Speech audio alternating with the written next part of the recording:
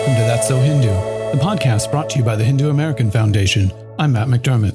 For this episode, we're having a conversation with Sandy Rao, Dr. Vishnu Bisram, and Dr. Indrani Ramprasad about the Indo-Caribbean Hindu community, the lack of representation of the Caribbean Hindu diaspora in New York City school textbooks, the current situation for Hindus in Guyana and Trinidad, and much more. So let's just jump right into this. Can you both introduce yourselves? So listeners, this is obviously audio only, so people know who's talking and the expertise you're going to bring to this conversation. Right. So I am Dr. Vishnu Bisram. I am from Guyana, from the rural area where Indians dwell in Guyana.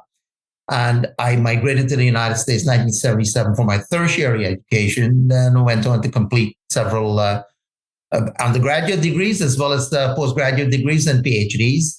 My expertise is in a variety of fields, primarily on the Indian diaspora. And I write very extensively on the Indian diaspora itself, penning countless articles in the Indo-Caribbean media, as well as in books and journals, magazines, and other mass media. So professionally, I've been a teacher for over 35 years, semi-retired, with the New York City Board of Education. I travel very extensively in Indian diasporic countries throughout the Caribbean, as well as Asia and India, of course. And my research is focused on the Indian diaspora primarily. Great. And Sandy, so people know where you're coming from in this? Yes, namaste. My name is Sandy Rao.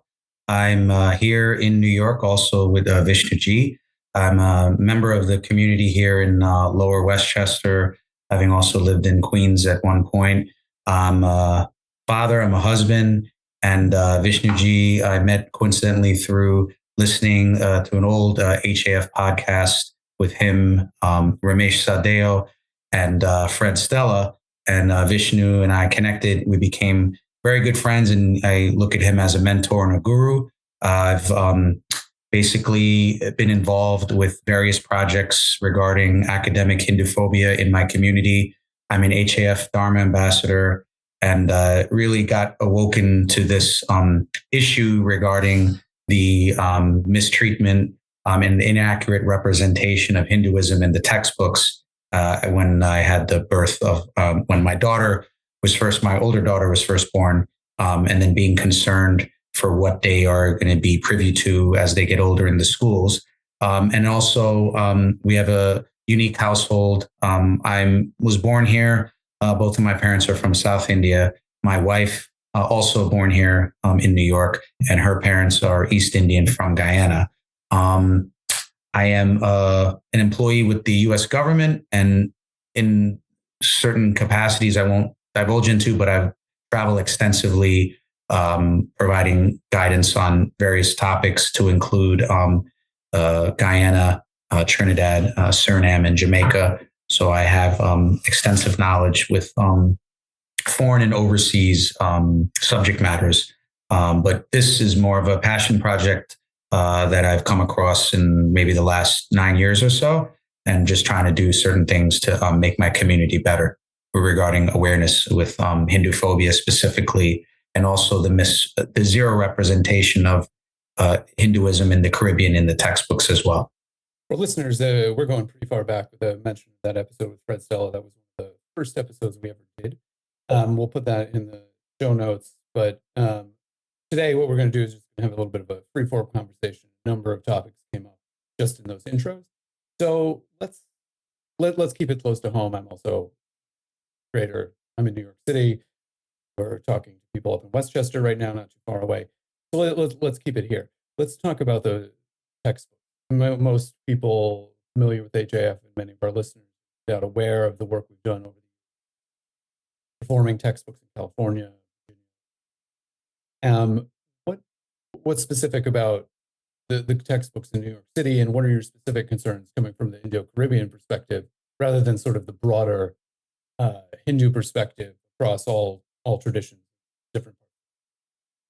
Right. So I became a teacher in 1984 in New York City public schools, and in none of the textbook is there any reference to Indo-Caribbean people or how they came to America and to the Caribbean itself. As listeners may know, Indo-Caribbean people came to the West Indies as indentured laborers from 1838 to 1917, 1921, when indentureship was abolished completely. From there, they started migrating to the United States in the late 1960s. There were small numbers in the 60s and 70s, but from that 1980s onwards, there was an explosion of migrants, Indo-Caribbean immigrants from the Caribbean to the United States. And today they would have go far beyond 500,000 people in the tri-state area.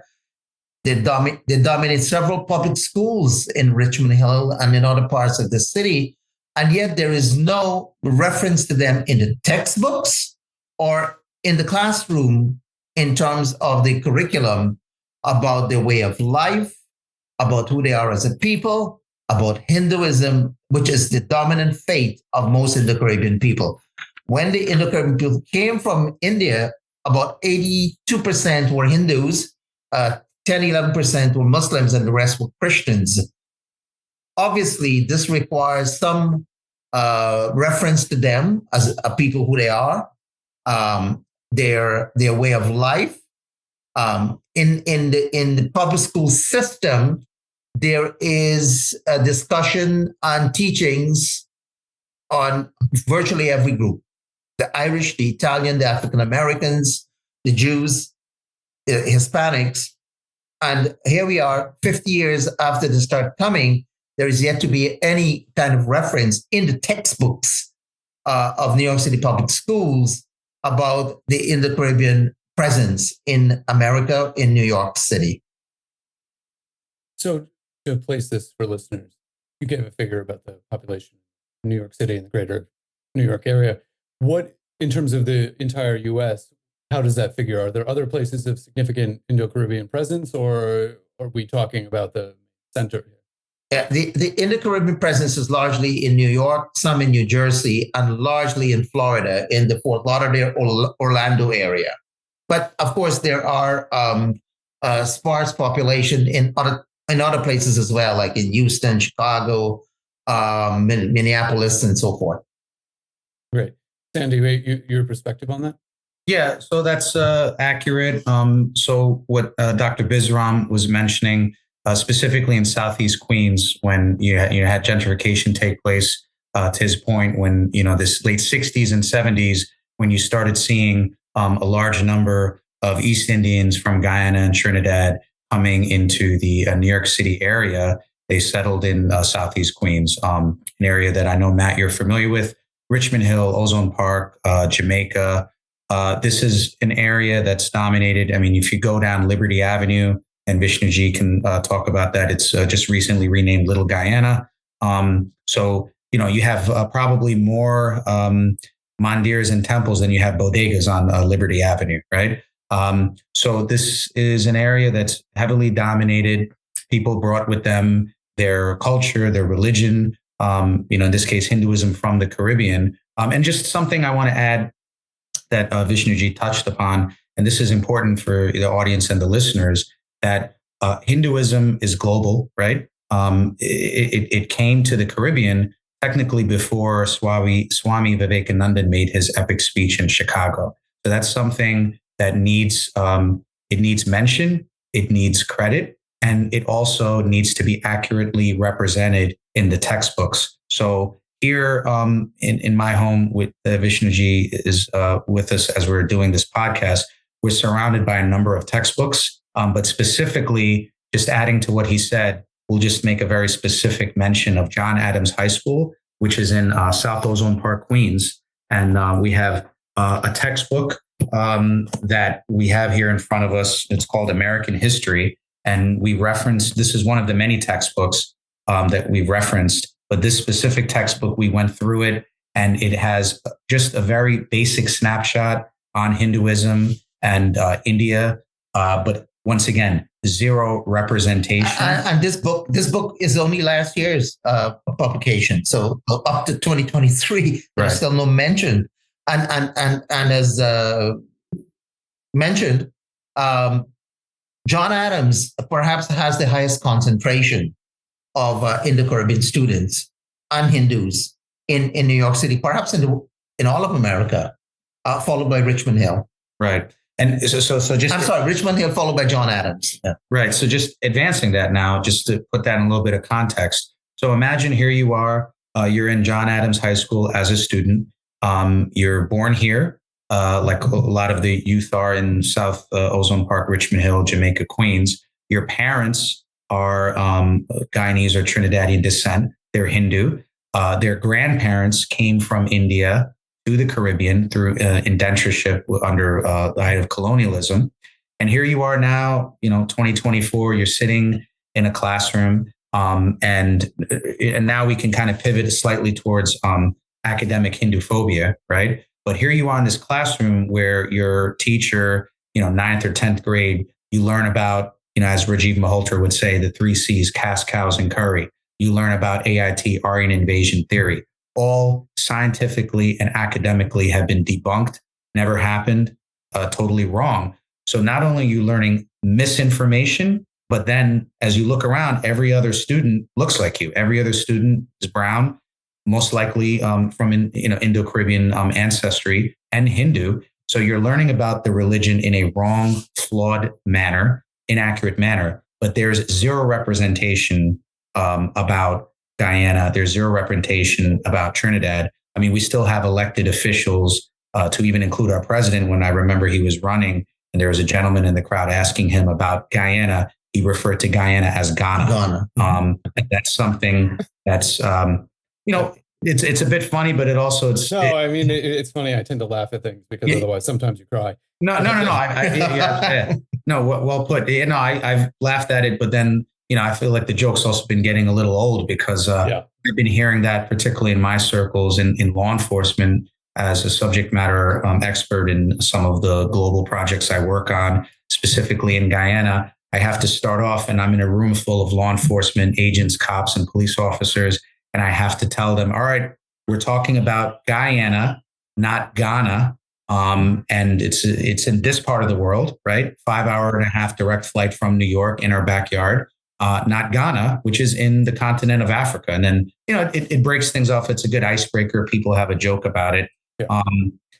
Yeah. Just touching upon what Vishnu Ji was saying, just to give the audience, an inside look about a group of people that in this particular part of Queens specifically is somewhat the majority, right? And this is a problem. We have a good fight between HAF, Infinity Foundation, Kona, so many different organizations that are bringing forth and exposing regarding academic Hinduphobia.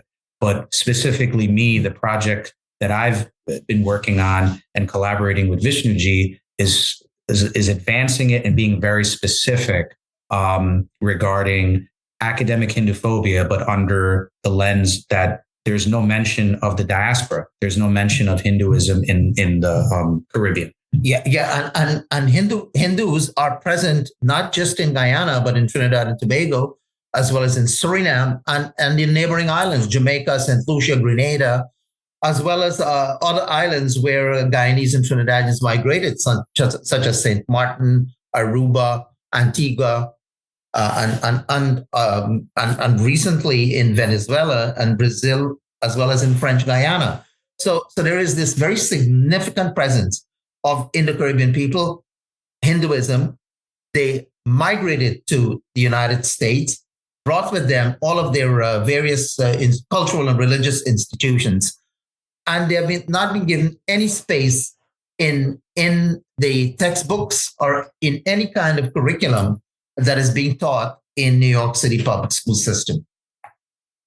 Let's stay on the textbooks for one moment before we move on to some other topics, because one of the ways in that HAF is always used in textbooks is sort of equitable representation. We say, how is Hinduism represented vis-a-vis other religions given textbook, or in this case, different communities?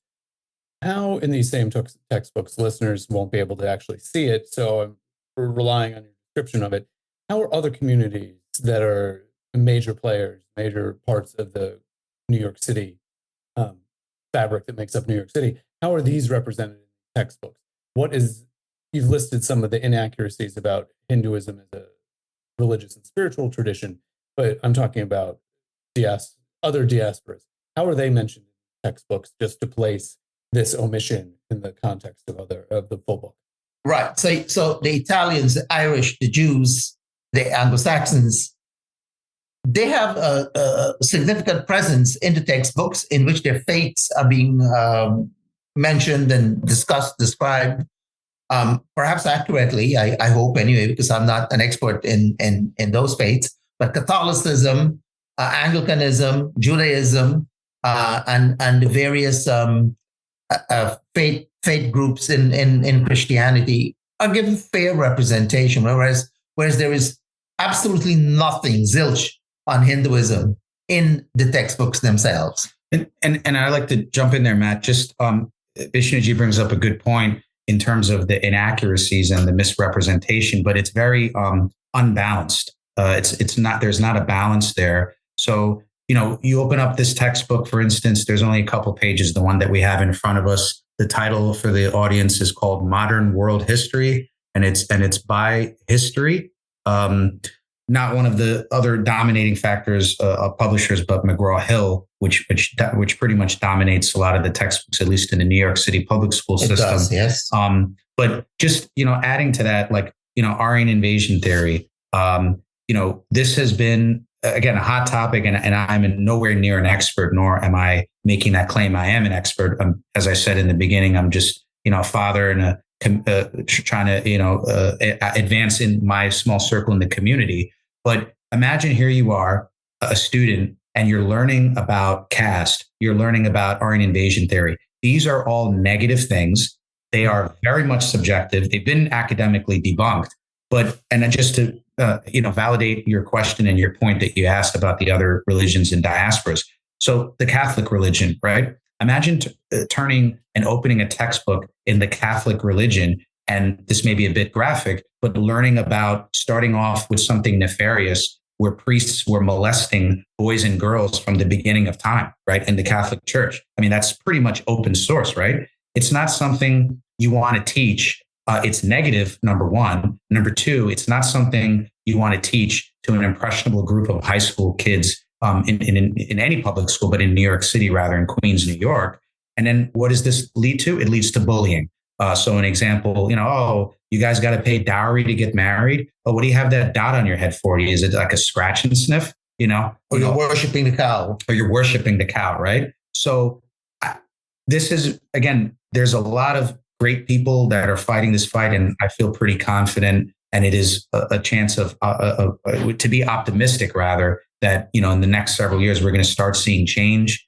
But at the same time, there hasn't really been change, on that level here in the school system just yet, unless as the teacher you bring in these other materials, which as a teacher you have the discretion to do. But now this kind of pivots to the misinformed students, where they're just like, okay, fine, I learned about this, and they don't really want to question it, and then they just kind of go through thinking that Sanskrit is a language that was for our ancestors, where one race dominated another, or things like that, and then the caste system and all these other things. So, to Vishnu's point and to your question, all of the other religions, particularly the Abrahamic religions, they seem to be represented much more fair if you're to make an argument compared to Hinduism.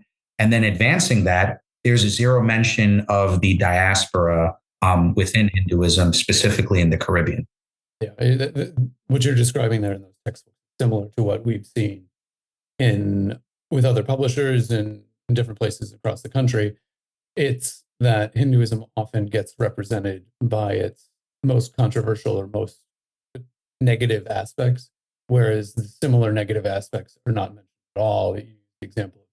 We have a visitor. I'm going to, for listeners, I'm just going to probably run this and not edit this out. We have another guest coming on. She had calling in from India. And when I'm done with this, I'm going to admit her, and then we're just going to keep going. I'll have her do an introduction. But before I do that, I'll finish my thought, which is that the example of child sexual abuse in Catholicism, you could use position for an example as well. as those would be presented if it was done in the same way that Hinduism is, as the dominant feature of these religions. And at least in this level textbook, it's always seemed to me to be one should probably be presenting spiritual beliefs first. And if you deal with any of the controversial things, it's a secondary factor. So, okay, I'm going to let Indrani into this call, and hopefully her Wi-Fi coming in from India is good. Joining. Indrani, can you hear us?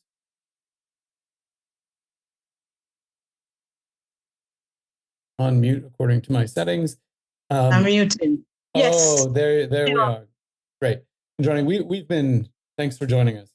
We've been having a bit of discussion about textbooks in New York City.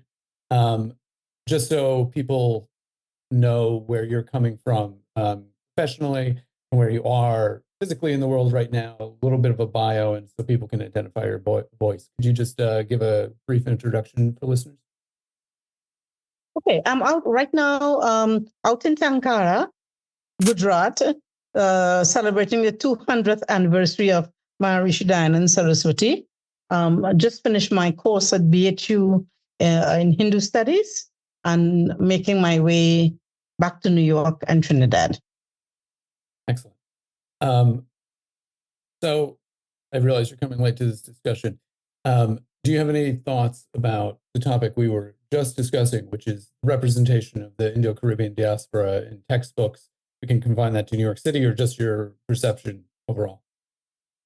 Well, in New York City, when I taught in the school system and we looked for Hindu material, it was always lacking. The history teacher would call me over to teach a little bit of Hinduism. And it was so very open to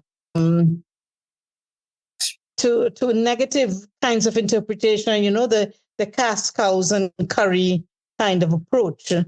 And it's not their fault. It's really not the teacher's fault because there's no material. So I remember starting a project with my school principal to Teach India. It was called the Teach India project, but then I eventually left.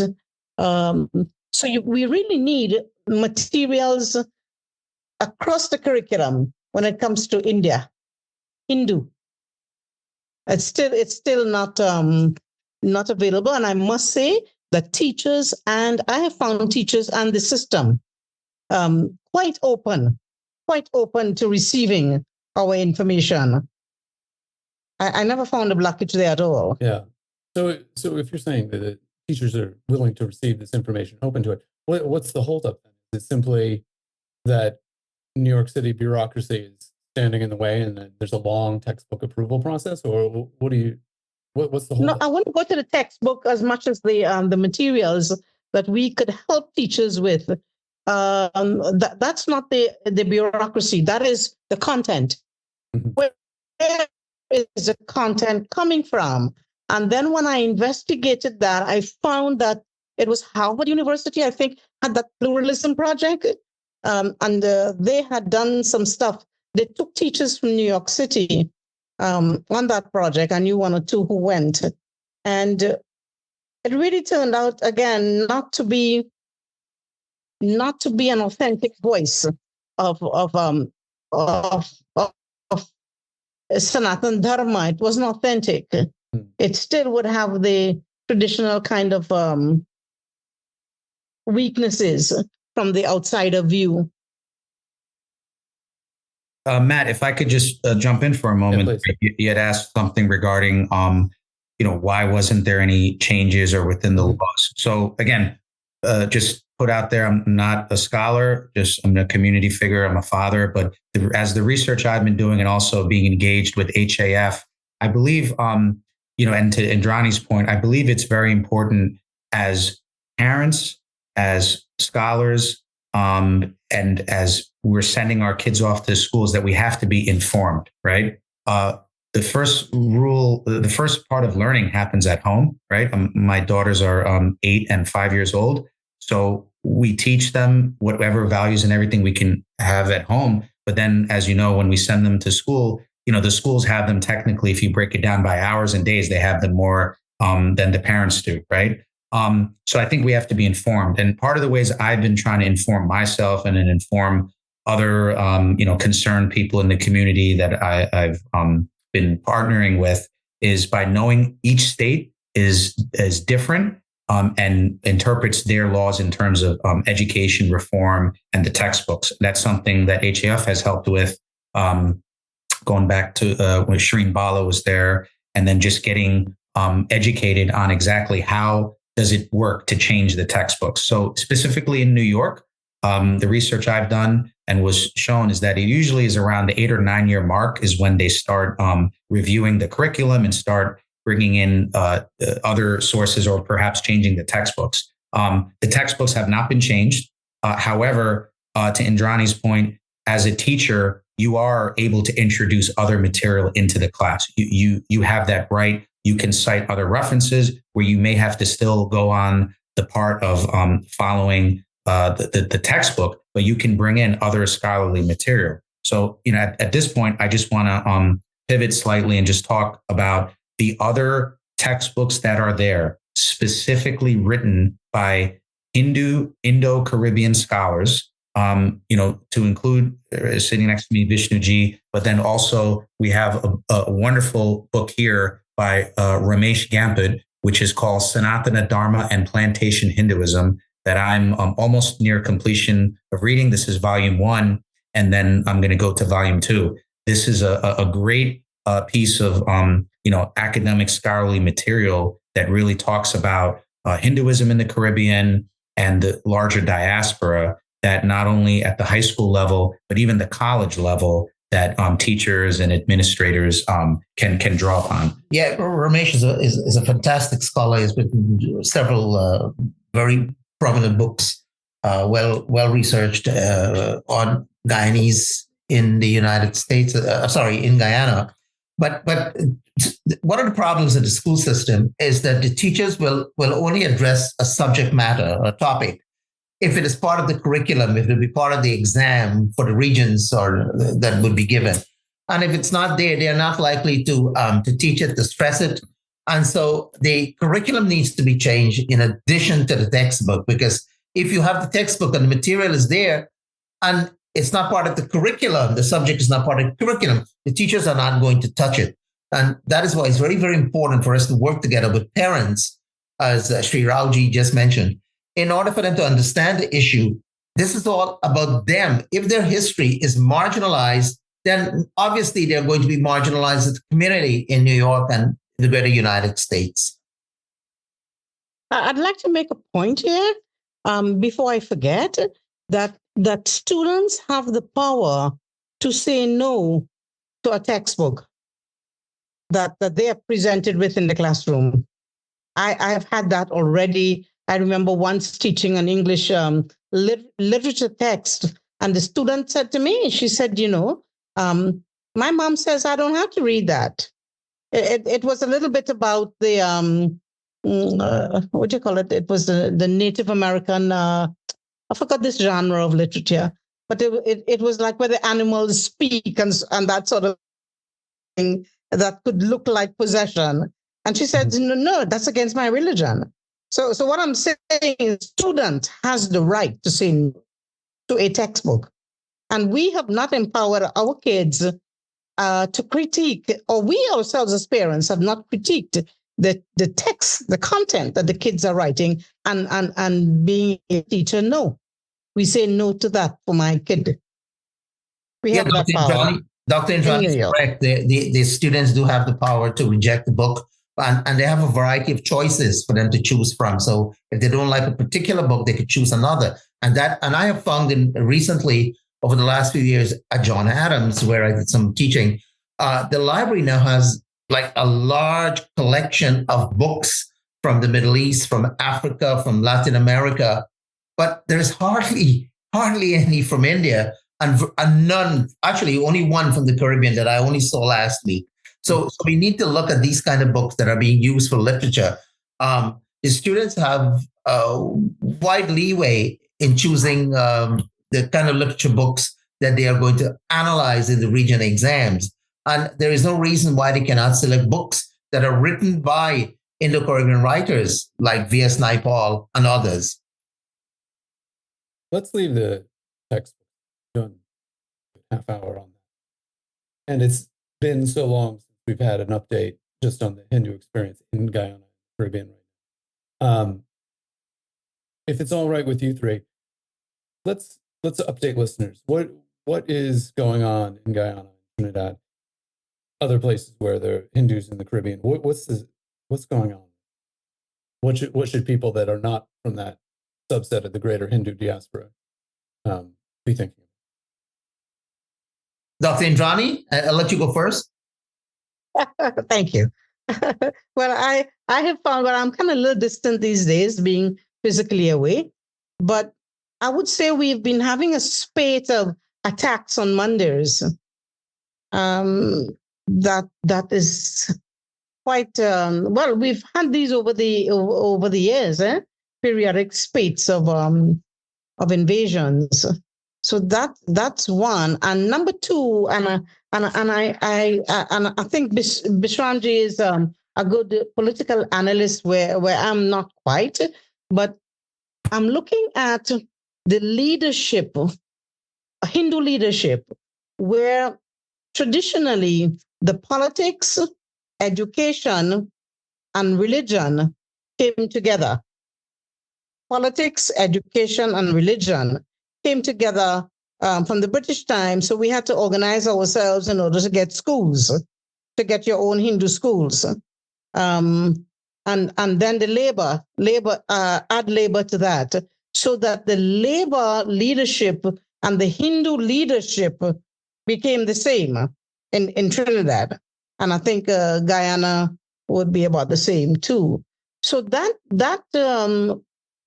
gave Hindus a great sense of power, one person holding a lot of power. Now, that has changed. Even Mr. Pandey, who was not avowedly Hindu as Mr. Maharaj would have been with the first Hindu leader, as it were, but Mr. Pandey was very friendly to all religions, and I would say he was seen as a de facto Hindu leader.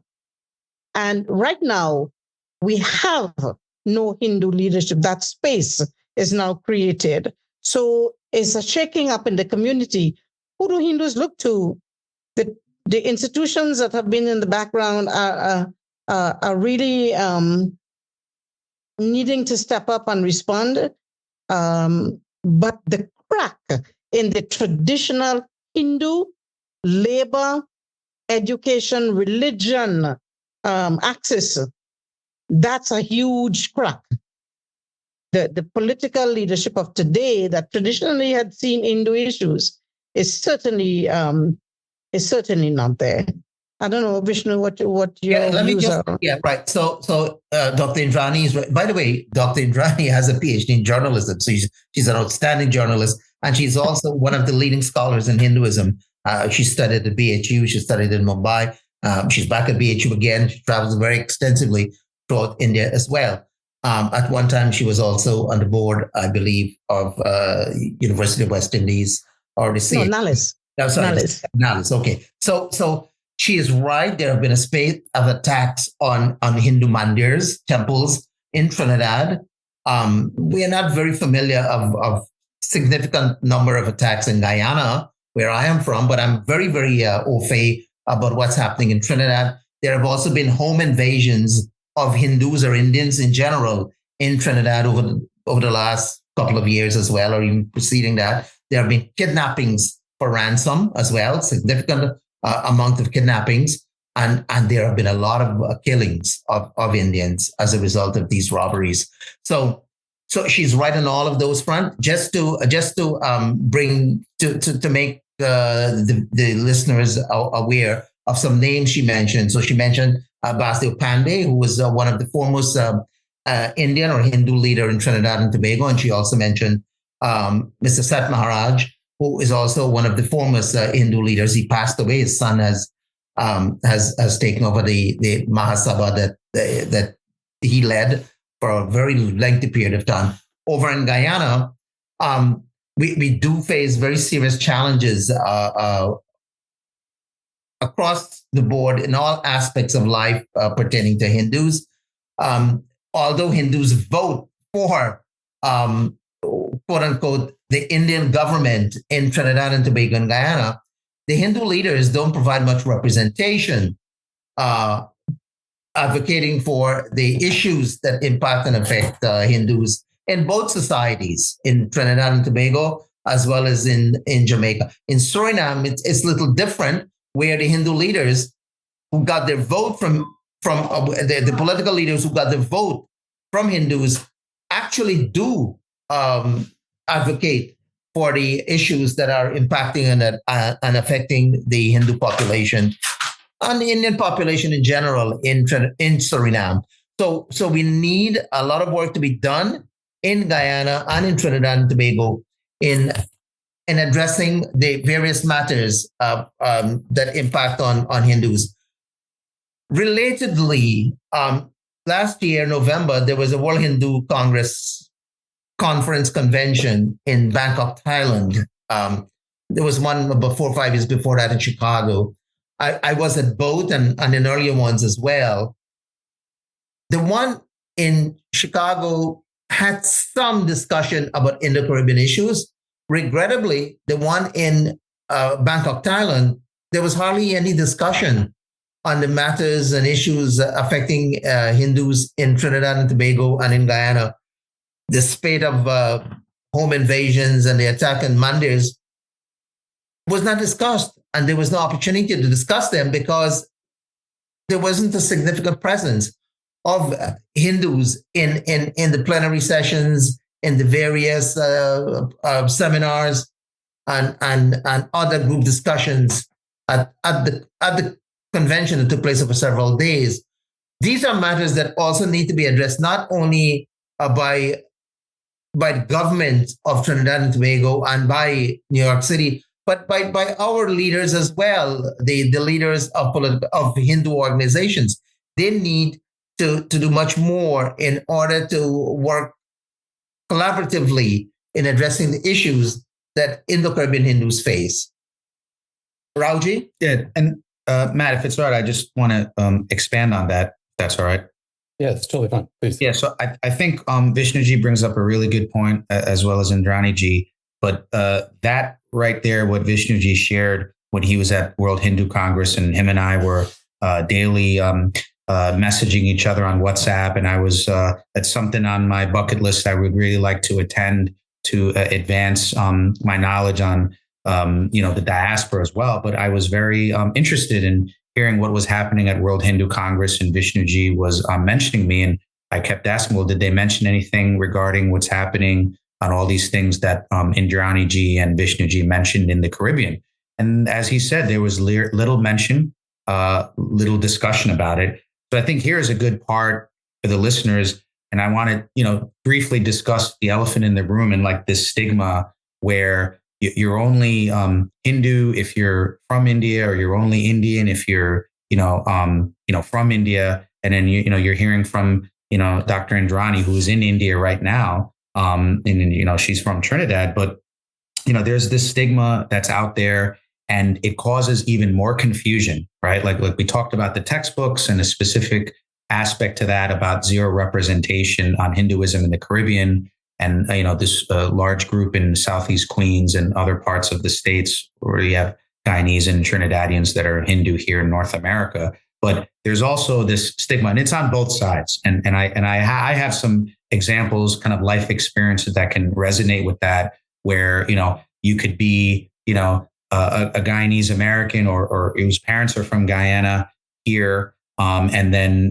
being around some other folks that are also born here, but whose parents are from India. And then there's a discussion, and all of a sudden, oh, well, you're not really, Indian. I was like, well, what do you mean? And, the person's name, I'm just throwing names out there, Ravi Mahabir or whatever the case is. And it's like, oh, well, you have an Indian name, but you're not really Indian because you're from Guyana. Well, I think now is a good part, at least for the audience, to remember as we revere Mohandas Gandhi. Where did he start his? Where did he learn everything, and where did he start everything? It was in South Africa, right? Which is a home of a large population of Indians and Hindus.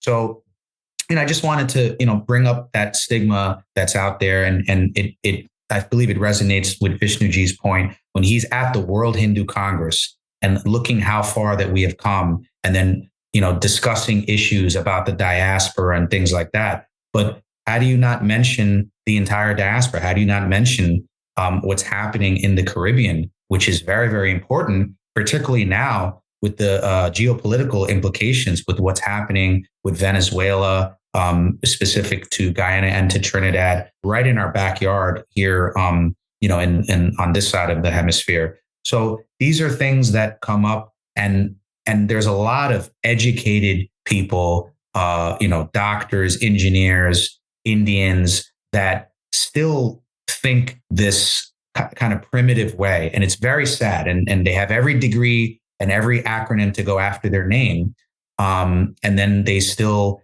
make these really, I think no other word to say, but just really uneducated, ignorant comments. Oh, well, they're not really Indian, or whatever the case is. And I really push back on that because, as I said in the beginning, my children who were born here like me, their mother who was born here like me, but her family is Hindu. They're from Guyana. Their grandparents came from India. So what is there that's not Hindu? What is there that's not Indian? And I also tap on HAF to really push forward the other global diaspora, specifically with the Caribbean and a lot of the things that we're discussing here, because I think it's important. And as I said, it's right here on this side of the world. We don't have to go all the way to India, but right here in this time zone. And with Dr. Indrani, as a scholar in Hinduism and her experience, she may even have more to share about that. Well, thank you, guys. That's an interesting conversation. I have found in India, I've been here since 1973. And I come, pretty often all my years. I have found greater acceptance lately. Well, not acceptance, but recognition that hey, there are Hindus in the Caribbean. Hey, there is that diaspora of indentured Indians, which they themselves here don't know about.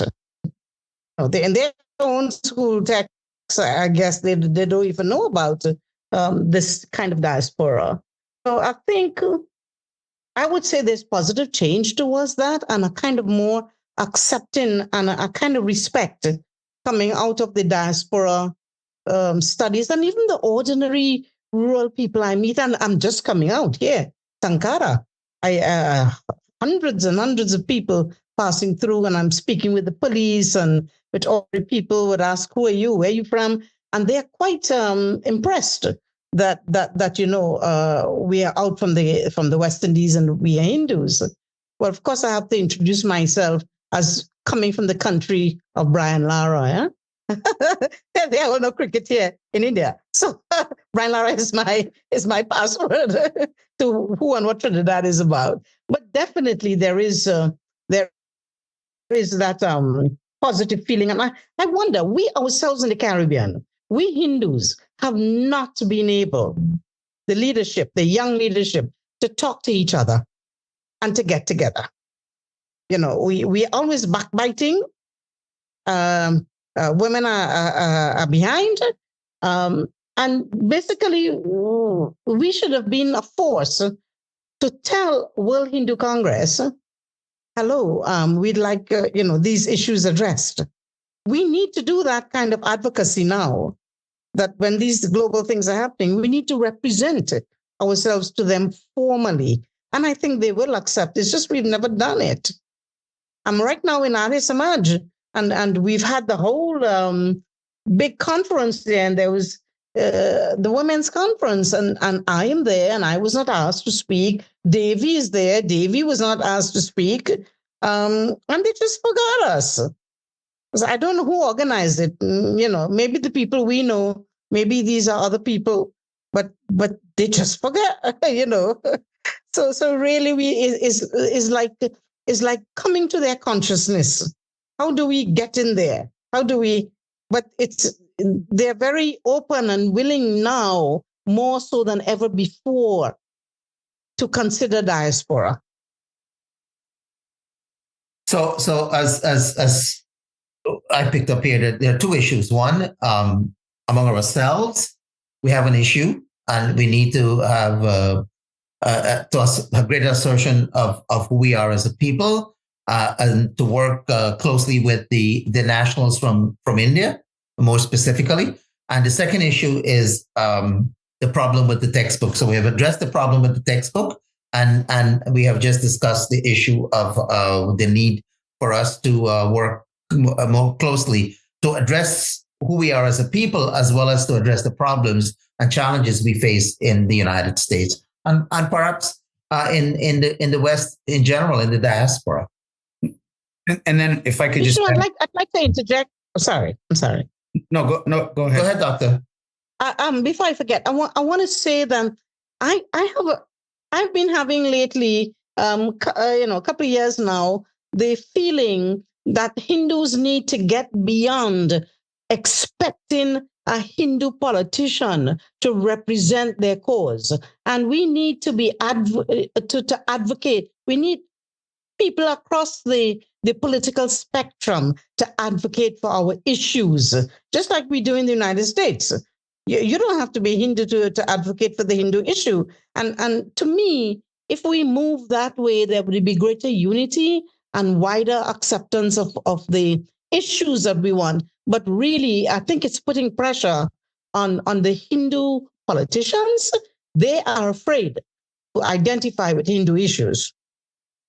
But in the U.S., we need to have, we do have an India caucus. We now need to have a Hindu caucus in the U.S. Congress. That might help to advocate for our issues. I believe, Matt, that there is a Hindu caucus. I think there is, yeah. There is. Yeah. But even in that Hindu caucus, I asked one of the persons who is in it that can I connect with that caucus to let them know that there's a Caribbean Hindu element, because when I saw some news report and they were representing Hindus in many countries, nothing from the Caribbean.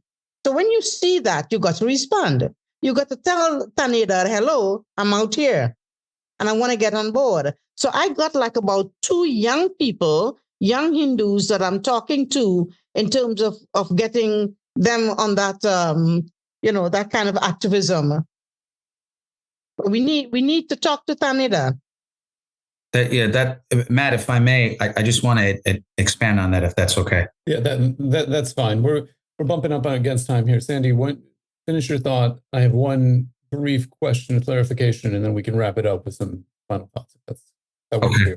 Okay, I'll mention 2 things now, and then I'll save the last for final thoughts. So there are 2 things to break down here. So we have to basically get a seat at the table. And then the other part is also self-improving, right? Mm-hmm. So what do I mean by self-improving? So something very simplistic, pluralism in the Caribbean, right? There's still a colonial mindset that I see in my extensive travels within the Caribbean, Guyana and Trinidad, as well as, Guyanese and Trinidadians that are here. They're still referring mm-hmm. to church, to mandir, to temple and mandir as a church, right? That has to stop. Little things like that. Little things make up big things. The other thing that we have to really self-police ourselves is awareness, right? So recently, Jennifer Rajkumar, who's an advocate and the driving force of making Diwali a city holiday and has inspired for other organizations to try to make it a state holiday. I mentioned to her about this textbook issue when she had a town hall in Westchester. It was well received, but I can't do it alone. That event, I have to give credit to these young kids from Scarsdale High School. They did that event on their own. They talked about it very well. And then from there, I attended and we talked about the textbooks. So people in her constituency in Southeast Queens should contact her because she's one of good advocates also for this issue on textbooks and advancing some of the issues that mean to us. And then the other thing, someone that should definitely be here on this podcast, hopefully there'll be some spinoffs, is a gentleman. He's a YouTuber. His name is Sean Binda, and his parents are from Trinidad. He's in the greater Toronto area. He's got a great, wonderful channel called Hindu Lifestyle that taps into all of these issues because really it's about the youth being informed properly. And sadly, what we're seeing is the youth not informing themselves with these issues. I mean, there's so many really great books out there. One I'll mention calling I Even Regret Night, Holy Songs of Demerara, which is the only accredited book written with songs by an indentured servant, translated by Rajiv Mahabir. These are scholarly material that the Indo-Caribbean and there's others that I don't have time to mention now that you can surround yourself with and you can learn about. So circling back of these other organizations like World Hindu Congress or whatever, or even the Hindu Caucus here in the United States, just bringing forward this information saying, hey, we have issues that are important to us about the diaspora in the Caribbean as well with Hinduism that needs to be mentioned. Interesting you mentioned Sean. Sean, if you're listening to this, reach out to me if I don't get to you first, because I did ask him to be on the podcast a number of years ago. Was it even years ago? The pandemic is one big blur, some point in that. And he, I believe, was having a child at the moment. So he backed off doing it. But yeah, it's a very good recommendation. The one question is a bit of clarification and just if we can keep answers brief on it. You both, there was multiple mention of break-ins and temple vandalism and stuff. Just to put that in some context, what's the sense of motivation on those? Is it religiously motivated? Is it economic? What's the factors in that? I think it's important just so people have the situation clear in there. Right. So the religious leaders feel that it is religiously oriented. The politicians say it's economically oriented. In my view, it's both, because, when you commit a crime, of course, there is economics from it. But why only target mandirs and temples and not the churches and masjids? Mm-hmm. Fair. Dr. Indrani? Apparently, she's no longer there. She is on mute right now. Yeah, sorry. They've been targeting some of the Roman Catholic churches as well, which kind of led me to believe, I don't want to make a grand charge here, but there is certainly a kind of Christian element that I see that is new to the Caribbean, which is one of the newer ones, that is verbally anti-Hindu. That is, the rhetoric is very violent against Hindus. And I think that this is a spin-off from that. We have not studied it well. It needs to be studied. To wrap it up, final thought from each of you. We can go in a new direction, sum up however you like. Who would like to go first? It matters not to me. All right. So again, thank you very much, Namaste and Sitaram, for giving us this opportunity to discuss the serious issues impacting the community in New York and in the Greater Caribbean region. Whatever happened in the Caribbean somehow has connection is transcended here in New York City and in other parts of the United States. These are very serious issues that we need to address. Hey, Matt, thank you again for having us. I think this is really good, and I'm really optimistic, and hopefully you could have Sean Bind on here. You can have Dr. Indrani and Vishnu on again, and there's several other people from the scholarly Indo-Caribbean Hindu community that I think can tap in and spin this and go into different directions. But really, as a parent, as someone that's not as scholarly material as Dr. Indrani and Dr. Bisram, but I think it's about self-informing. So I listen to the HAF podcast pretty often. Yeah, a few episodes ago, I think it was Dr. Punkage. He had mentioned something very that stayed in my mind about it's on the parents, right? The responsibility is on the parents. We are the first teachers. We are the first things that our students see. And he talked about the gems of India.